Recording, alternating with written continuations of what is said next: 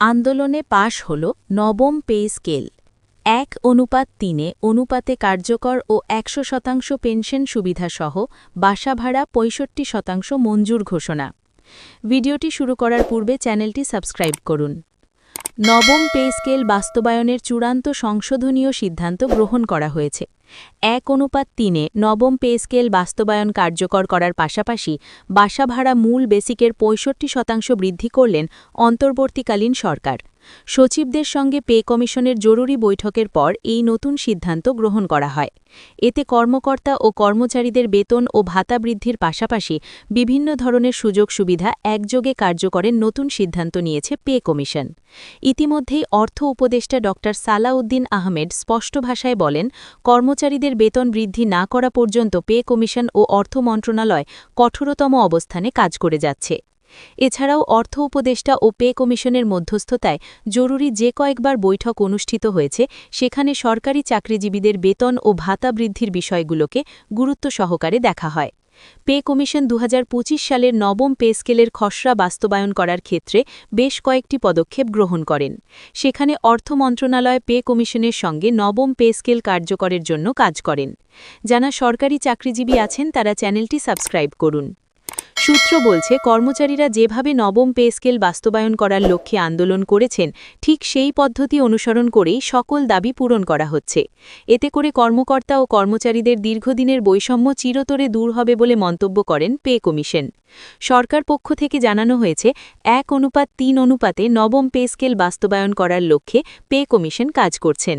২০২৫ সালের নবম pay scale বাস্তবায়নে পে কমিশন যে খসড়া তৈরি করেছেন, সেখানে ১:৩ অনুপাতে নবম পে স্কেল উল্লেখ করা হয়। ২০১৫ সালের অষ্টম বেতন স্কেলে অনুপাত আকারে বেতন বৃদ্ধি না করার ফলে বৈষম্যতা দেখা গিয়েছে। তাই এবার অন্তর্বর্তীকালীন সরকার অনুপাত আকারে বেতন বৃদ্ধির নতুন উদ্যোগ নেয়। এছাড়াও বাসা ভাড়া ৬৫% পর্যন্ত বৃদ্ধির নতুন সিদ্ধান্ত গ্রহণ করেছে পে কমিশন। এতে করে কর্মকর্তা ও কর্মচারীদের দীর্ঘদিনের হতাশার অবস্থান দূর হল। যারা শহর অঞ্চলে চাকরি করে থাকেন তাদের জন্য এই বাসা ভাড়া খুবই গুরুত্বপূর্ণ একটি পদক্ষেপ হতে পারে। বিশেষ করে ১১ থেকে ২০তম গ্রেডের সকল কর্মচারীরা দীর্ঘদিন বেতন বৃদ্ধির জন্য তৎপরতা চালালেও বাসা ভাড়া বৃদ্ধির বিষয়ে অটল ছিলেন। শেষ পর্যন্ত অষ্টম পে স্কেল পরিবর্তন করার সঙ্গে সঙ্গেই বাসা ভাড়া মূল বেসিকের ৬৫% রাখায় কর্মচারীদের হতাশার মুক্তি মিলছে। প্লিজ চ্যানেলটি সাবস্ক্রাইব করুন। পেনশন সুবিধা কত রাখা হবে এ বিষয়ে জানতে চাইলে পে কমিশন বলেন, ২০১৫ সালের অষ্টম বেতন স্কেলে সরকারি চাকরিজীবীদের পেনশন সুবিধা মূল বেসিকের ৪৫% রাখা হয়েছিল। কিন্তু বর্তমান সময়ে অন্তর্বর্তীকালীন সরকার নবম পে স্কেল বাস্তবায়ন করার সঙ্গে সঙ্গে পেনশন সুবিধা ৪৫% থেকে উন্নীত করে ৮৫% চূড়ান্ত করেছেন।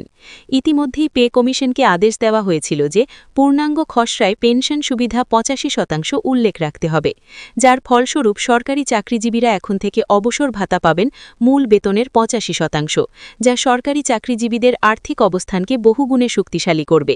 এতে করে সরকারি চাকরিজীবীরা স্বাচ্ছন্দ্যে জীবনযাপন করতে পারবেন।